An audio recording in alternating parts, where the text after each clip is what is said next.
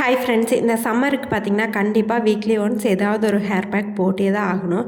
இல்லைன்னா பார்த்திங்கன்னா எனக்கு என்ன ஆகுதுன்னா, இப்போ ரீசெண்டாக பார்த்திங்கன்னா பொடுகு பிரச்சனை வந்துருச்சு. அது மட்டும் இல்லாமல் நல்லா ஸ்வெட் ஆகிறதுல இச்சினஸ் ப்ராப்ளம் வர மாதிரி இருக்குது. அதனால் வீக்லி ஏதாவது ஒரு டைம் ஒரு ஹேர் பேக் போட்டுறணும் அப்படின்னு சொல்லி தான் முடிவு பண்ணியிருக்கேன்.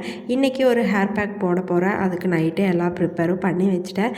சரி, இந்த வீடியோ உங்கள் கூட ஷேர் பண்ணிட்டா உங்களுக்கு யூஸ்ஃபுல்லாக இருக்குமல்ல அப்படின்னு நினச்சி தான் இந்த வீடியோ ஷேர் பண்ணியிருக்கேன்.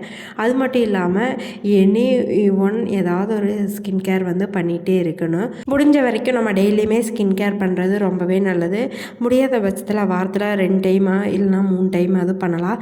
எதுவுமே கிடையாது. ஹேர் பேக்கும் சரி, ஃபேஸ் பேக்கும் சரி, நான் வீட்டில் இருக்க பொருளை வச்சு சிம்பிளாக தான் ரெடி பண்ணியிருக்கேன். அதுதான் எப்போவுமே நேச்சுரலாகவும் இருக்குது, எந்த ப்ராப்ளமும் வராது. எப்போவுமே நம்ம ரெகுலராக ஃபாலோ பண்ணுற மாதிரி இருக்கும்.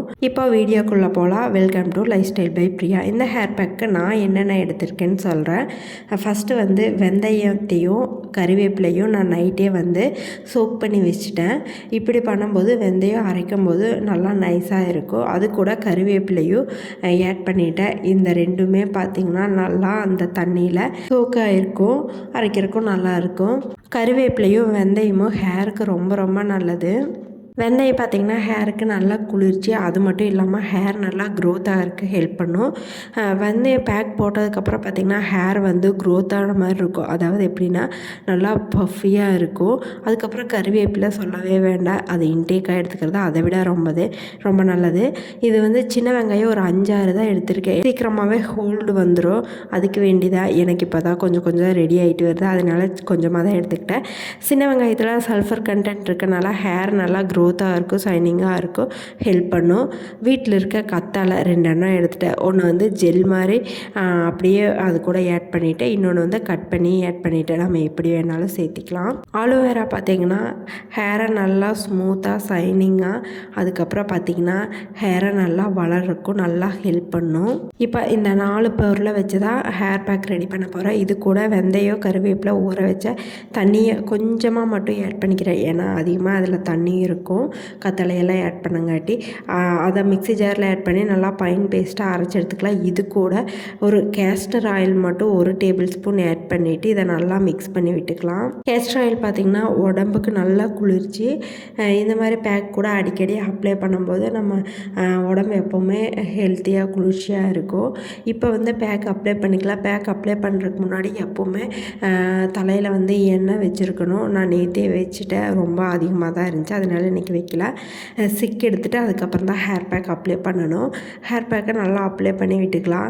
வீக்லி ஒன்ஸ் இந்த மாதிரி ஹேர் பேக் போடும்போது நம்ம ஹேரை நல்லா ஹெல்த்தியாக நல்லா க்ரோத்தாக வளர வைக்கும். அது மட்டும் இல்லாமல் இந்த சம்மரில் வர இச்சினஸ்ஸு பொடுகு தொல்லை இதுக்கெல்லாம் ரொம்பவே யூஸ்ஃபுல்லாக இருக்கும். மறக்காமல் நீங்களும் இந்த ஹேர் பேக்கை ட்ரை பண்ணிவிட்டு எப்படி இருக்குதுன்னு கமெண்ட்டில் சொல்லுங்கள்.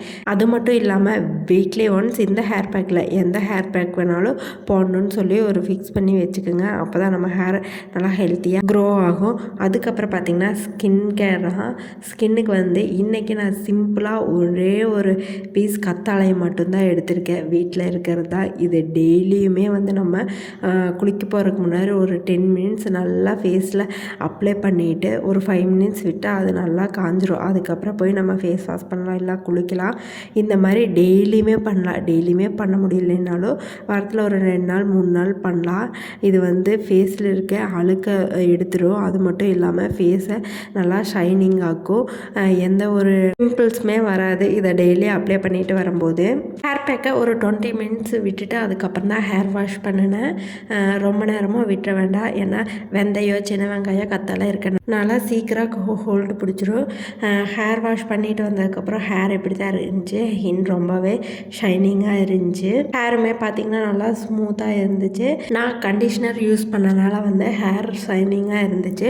இதே வெந்தயம் எந்த ஹேர் பேக்கில் யூஸ் பண்ணாலுமே கொஞ்சம் ஹேர் ஃப்ரீஸியாக இருக்க மாதிரி தான் தெரியும், நல்லா அடர்த்தியாக இருக்க மாதிரி தெரியும். அதனால அப்படி இருக்கும். நீங்களும் கண்டிஷ்னர் யூஸ் பண்ணால் நல்லா ஷைனிங்காக இருக்கும். இந்த வீடியோ உங்களுக்கு யூஸ்ஃபுல்லாக இருக்கும் நான் நம்புகிறேன். இந்த ஹேர் பேக்கும் சரி, ஸ்கின் கேரும் சரி உங்களுக்கு யூஸ்ஃபுல்லாக இருக்கும்னு நினைக்கிறேன். நீங்கள் யூஸ் பண்ணி பார்த்துட்டு எப்படி இருக்குன்னு கமெண்ட்டில் சொல்லுங்கள். இப்போ வீடியோவோட எண்டுக்கு வந்துட்டோம். உங்களுக்கு வீடியோ பிடிச்சிருந்தா லைக் பண்ணுங்கள், சப்ஸ்கிரைப் பண்ணுங்கள். இன்னொரு இன்ட்ரெஸ்டிங்கான வீடியோவில் பார்க்கலாம். Bye bye.